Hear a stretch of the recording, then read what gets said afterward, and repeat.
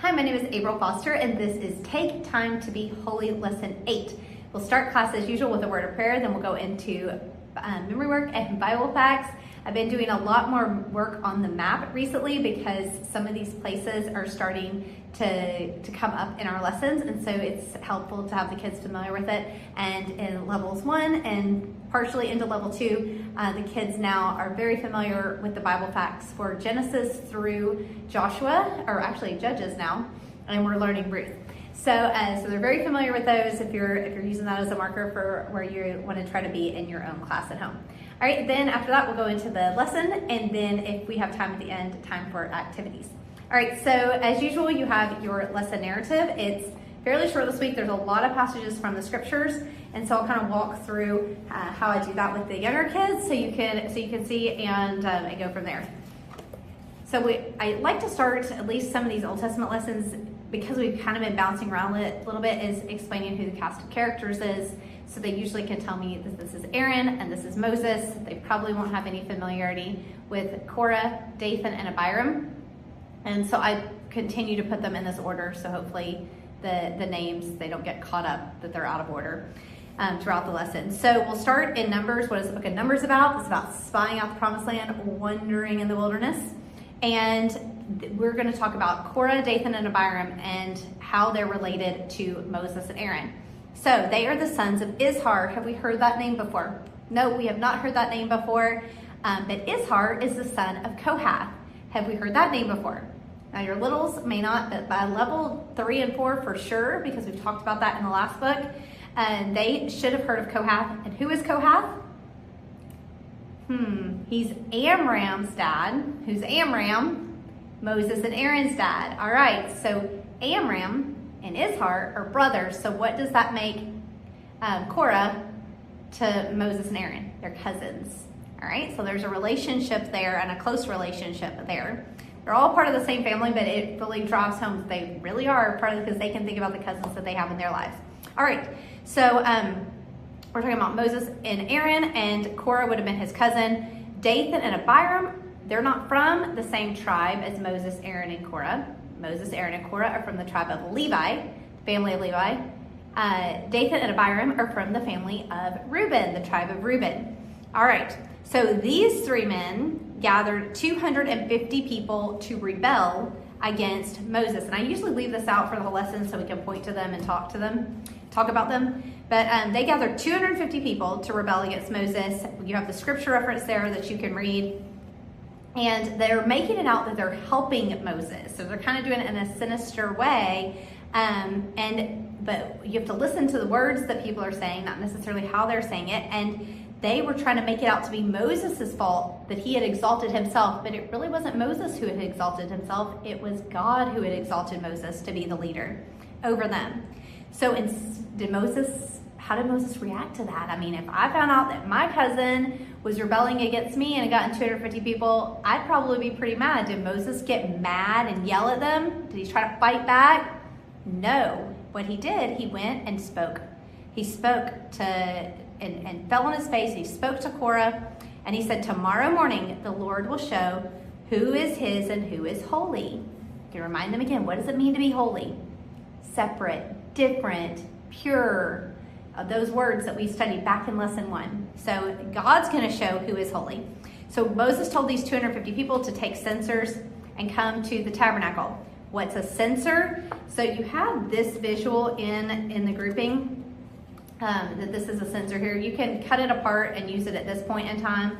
It's a little hard to see in the picture because they're so small. But explain to the kids of all ages what a censer is, and it has holes so that smoke can escape and let out that smell. And it was used in worship. So these 250 people did. They came to the tabernacle against Moses and Aaron. And then God told Moses to tell the Israelites to get away from the tents of Korah, Dathan, and Abiram.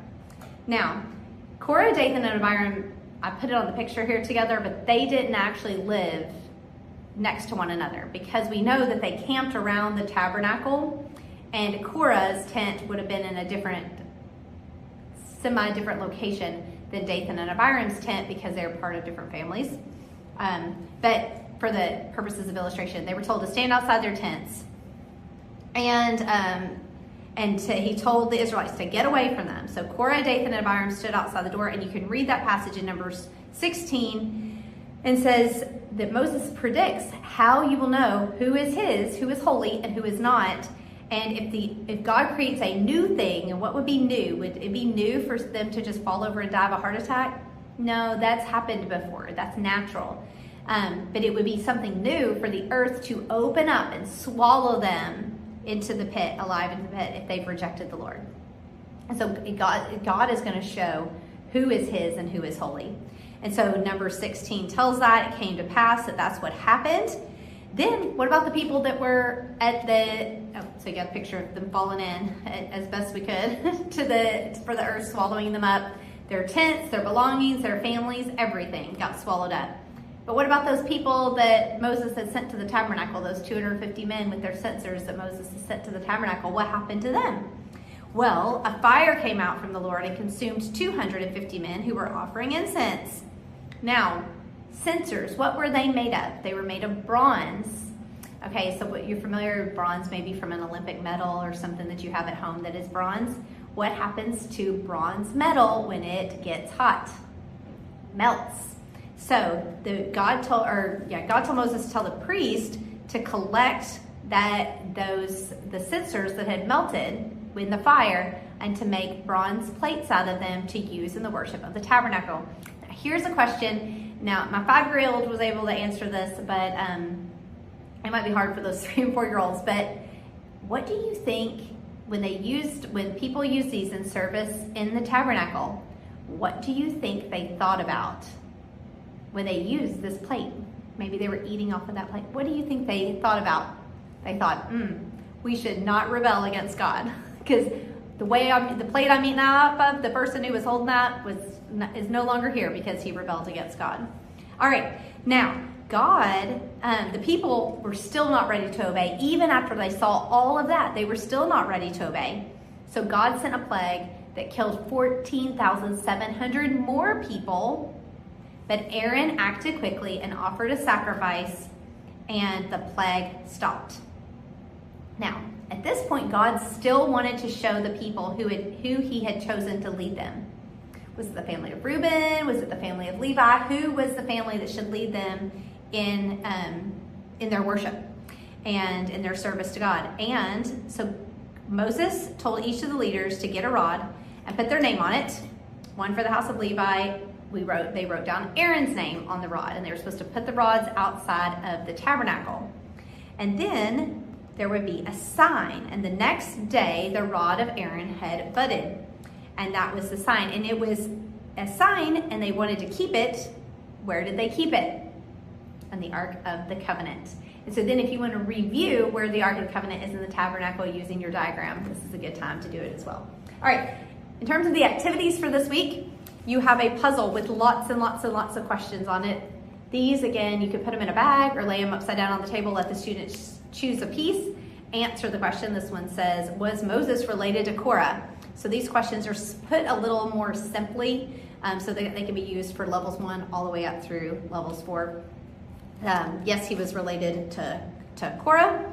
It was his cousin. The other one you have is this one would be for the younger levels, although sometimes the older kids like to do this, where the tents are labeled and you can put the fire where it happened outside the tabernacle, and then where the earth swallowed up Korah, Dathan, and Abiram. And so you have 2 holes because you have a hole that goes over Dathan and Abiram's tent that's over here, and then a hole that goes over Korah's tent. Remember, the different families camped in different areas outside the tabernacle.